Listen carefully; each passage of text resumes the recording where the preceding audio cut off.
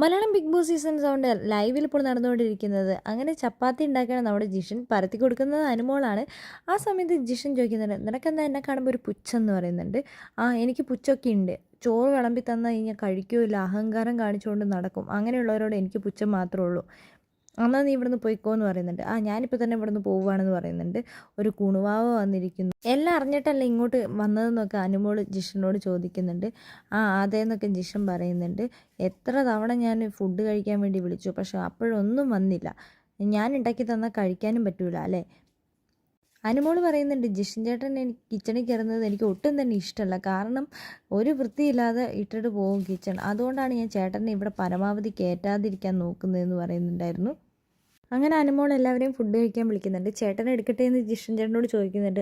നേരത്തെ ഉണ്ടാക്കിയതൊക്കെ തന്നേക്ക്, ഞാൻ കഴിക്കാമെന്ന് പറഞ്ഞിട്ട് അങ്ങനെ ജിഷൻ അതെല്ലാം ചൂടാക്കി കഴിക്കുന്നുണ്ട്. ഇതിനൊക്കെ എല്ലാം മാറ്റിയിട്ട് ജിഷൻ അങ്ങനെ ബിഗ് ബോസ് വീട്ടിൽ ഫുഡ് കഴിക്കുകയാണ്.